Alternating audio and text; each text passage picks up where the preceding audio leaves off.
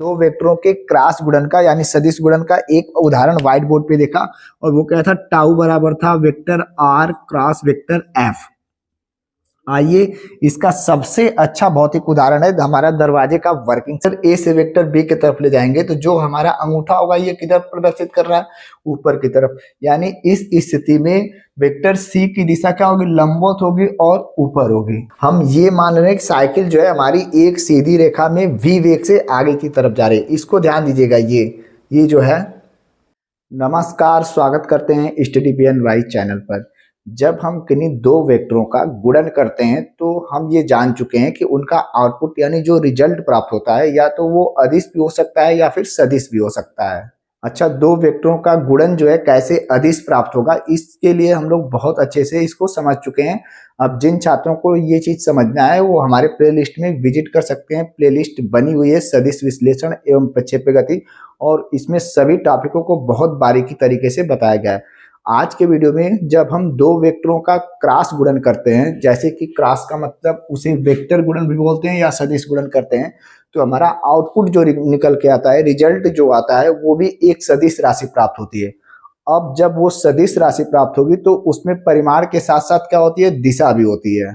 तो उस सदिश राशि का परिमाण क्या होगा, उसमें दिशा क्या होगी, इन सारी चीजों को आज हम बहुत अच्छे तरीके से जानने का प्रयास करेंगे। और इन दो वेक्टरों के क्रॉस गुणन के लिए हम भौतिक प्रैक्टिकल भी करेंगे जो इस टॉपिक को और आसान बना सकते हैं। तो मैं बहुत कोशिश करूंगा कि ये वीडियो आपको बहुत अच्छे से समझ में आए और दो वेक्टरों का जो क्रॉस गुणन होता है वो भी बहुत अच्छे तरीके से समझ में आए। तो चलिए शुरू करते हैं। अगर हम कोई वेक्टर ए लेते हैं और उस वेक्टर ए में यदि हम कोई दूसरा वेक्टर बी है और उससे क्या हम स्केलर गुणन करते हैं जिसे हम डॉट गुणन बोलते हैं, तो यहां से हमारा क्या रिजल्ट आता था कि दोनों वेक्टरों का परिमाण यानी ए बी और उनके बीच बने कोण की कोज्या के गुणनफल के बराबर, यानी कोज्या क्या हो जाएगी, कॉस थीटा। तो ये हमारा रिजल्ट आ जाता था।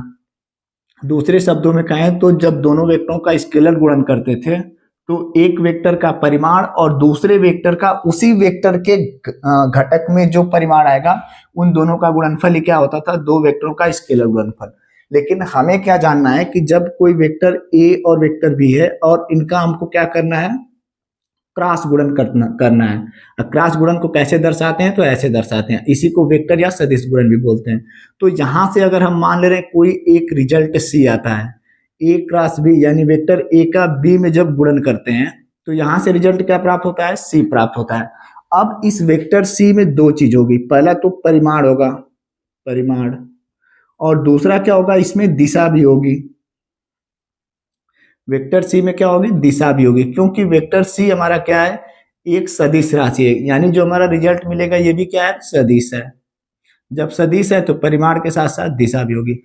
अब आइए अच्छा देखते हैं इसका परिमाण क्या होता है। जब हम दो वेक्टरों का अगर क्रॉस गुणन करते हैं तो इनका परिमाण जो होता है, इन दोनों वेक्टरों का परिमाण यानी ए वेक्टर ए का परिमाण मॉड ए और बी का परिमाण मॉड बी, और इनके बीच बने कोण की ज्या के गुणनफल के बराबर होता है।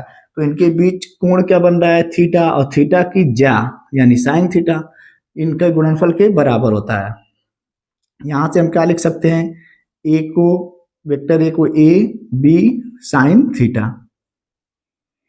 Vector A cross vector B.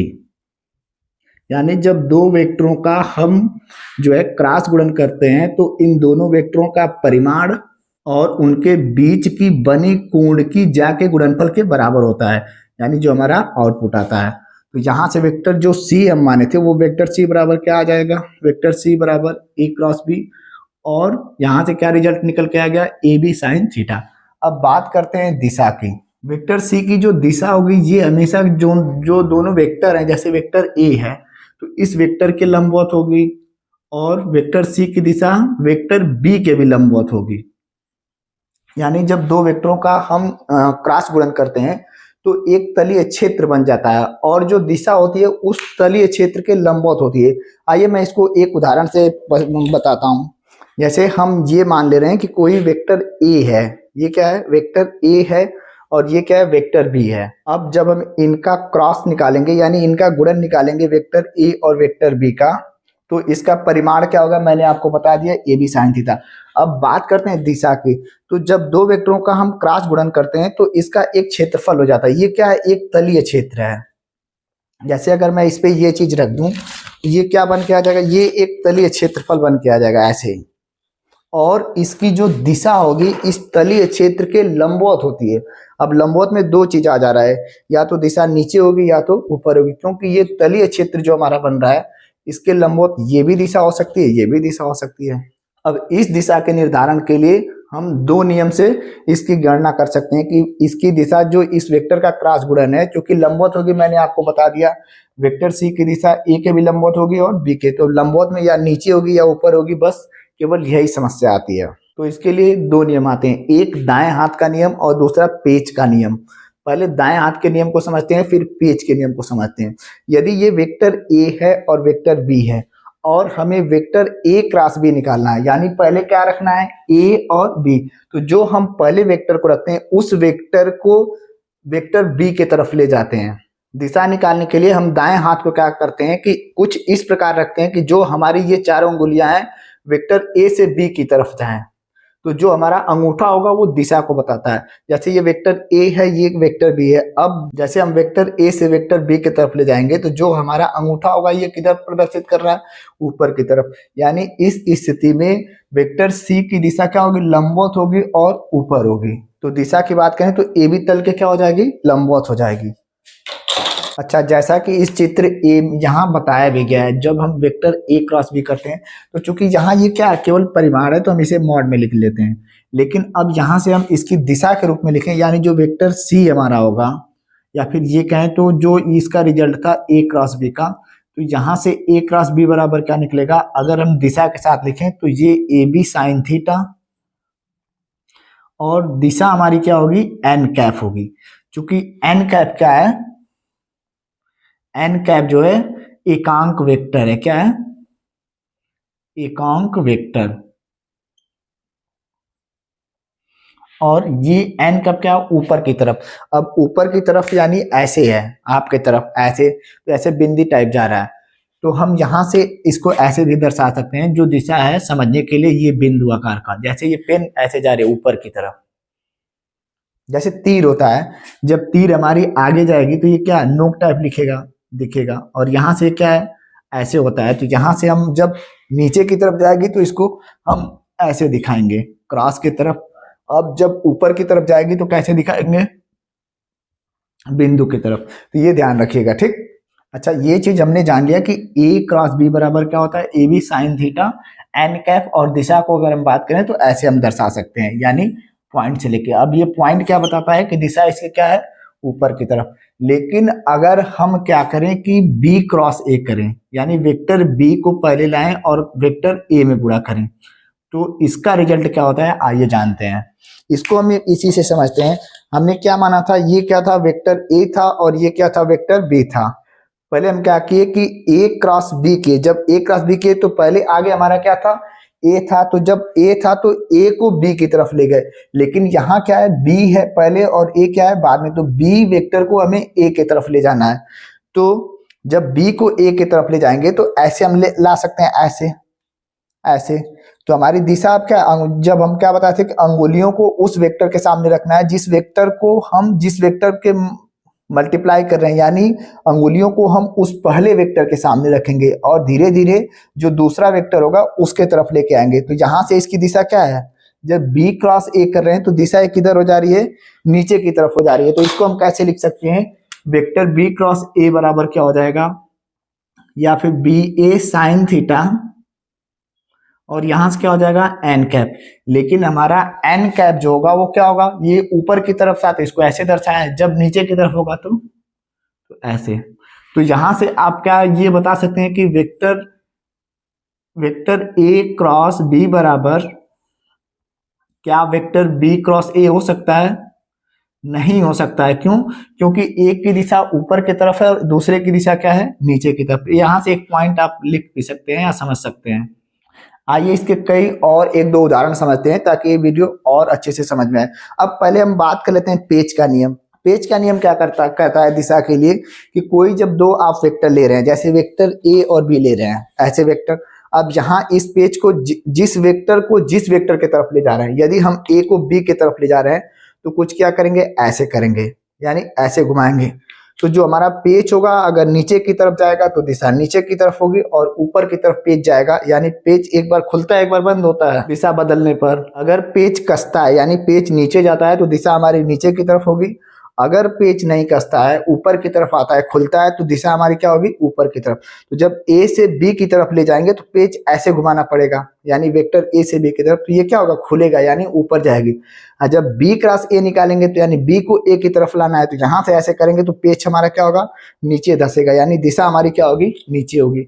यही है पेज का नियम। बाकी आप अंगुलियों के दाएं हाथ के नियम से भी दिशा का निर्धारण कर सकते हैं। दिशा के निर्धारण में उस अंगुली को, अपने सामने वाली अंगुली को उस वेक्टर के सामने रखिए जिस वेक्टर से हमें क्रॉस निकालना है, यानी पहले वेक्टर से और पुनः दूसरे वेक्टर की तरफ ऐसे ले जाना है। तो जो अंगूठा होगा या तो ऊपर जाएगा या तो नीचे जाएगा, तो दिशा ऊपर नीचे यहाँ से आप निकाल सकते हैं।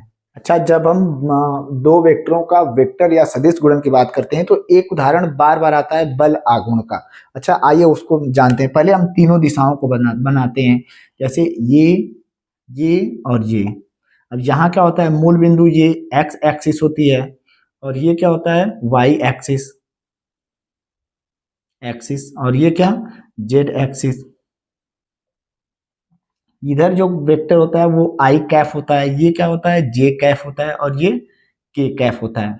अगर हम ये मान लें कि कोई यहाँ मूल बिंदु से एक पॉइंट है आर दूरी पे, कितनी दूरी पे, यानी मूल बिंदु से उसकी जो है स्थिति क्या है, यहाँ वेक्टर आर दूरी पे है, ठीक। अब यहाँ कोई कण है और उस कण को पी मान लें, पी पॉइंट पे। अब उस पे जब कोई बल लगाया जा रहा है और इस बल के कारण वह कण जो है मूल बिंदु के परितः चारों ओर घूमने लग रहा है, तो उसी को हम क्या बोलते हैं, बल आघूर्ण। और बल आघूर्ण जो होता है जिसे हम टाउ बोलते हैं, क्या बोलते हैं, टाउ।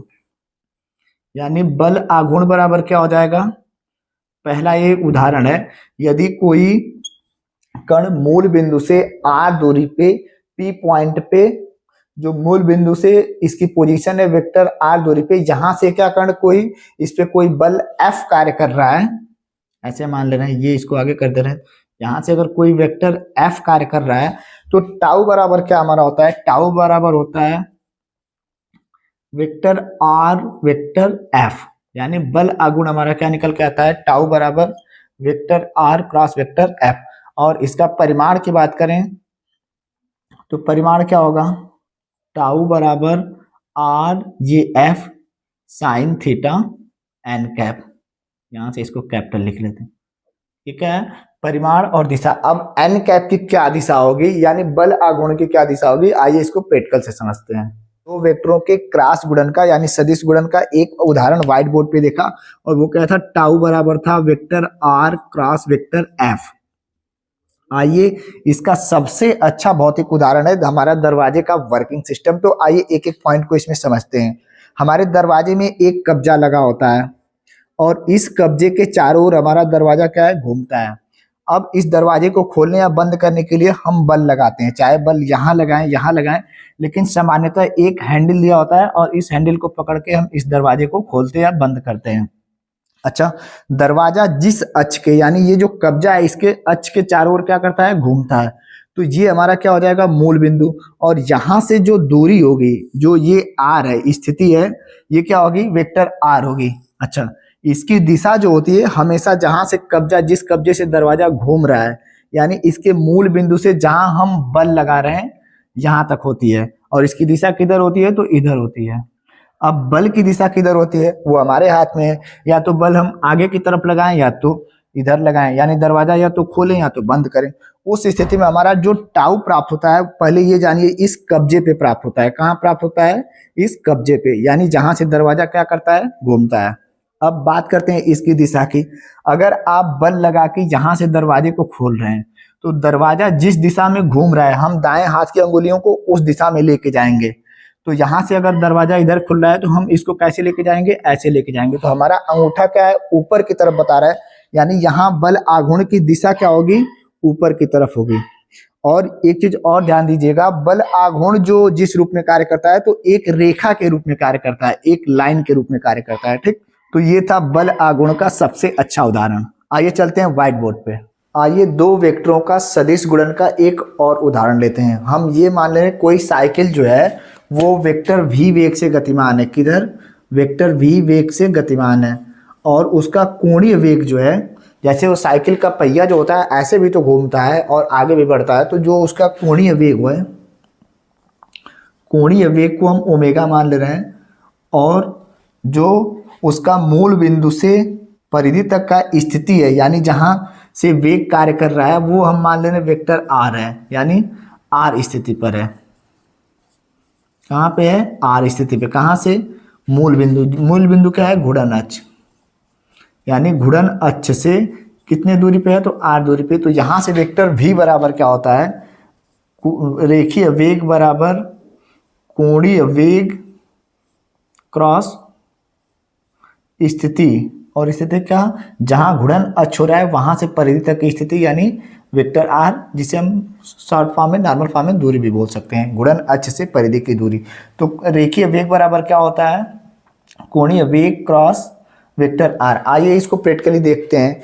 तो यहाँ से इसकी दिशा का निर्धारण कैसे होगा, इसके लिए मैंने एक छोटा सा मॉडल बनाया है।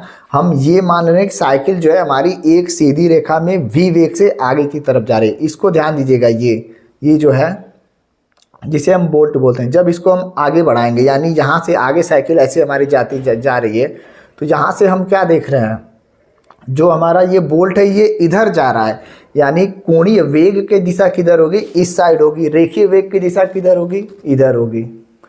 तो यहाँ से ऐसे आप दिशा का निर्धारण कर सकते हैं। जैसे रेखीय वेग ऐसे, तो देखिए इसकी दिशा किधर जा रही है? इधर जा रही है। तो अगर ये ऐसे उदाहरण में भी समझिए, अगर कोई साइकिल जो है दक्षिण दिशा में जा रही है और एक समान रेखीय वेग से, तो कोणीय वेग की दिशा किधर होगी? पूरब की तरफ होगी। तो एक क्रॉस वेक्टर का ये दूसरा उदाहरण था। एक और उदाहरण, अगर इसमें हम क्या करें, इसकी दर निकालें, इस समीकरण की अगर हम दर निकालें तो क्या करेंगे? अगर इसको हम dv यहाँ लिखते हैं, अगर इसको हम dv/dt कर दें तो यहाँ से क्या निकल के आएगा? d/dt क्रॉस क्या हो जाएगा? Vector r। यहाँ से एक नया समीकरण निकल के आएगा। ये क्या हो गया? त्वरण हो गया, रेखीय त्वरण। तो रेखीय त्वरण बराबर क्या होता है? ये क्या हो गया? कोणीय त्वरण, जिसे हम अल्फा से प्रदर्शित करते हैं, वेक्टर r। तो ये कुछ थे सदिश वेक्टरों के उदाहरण, सदिश वेक्टरों के क्रॉस गुणनफल के उदाहरण।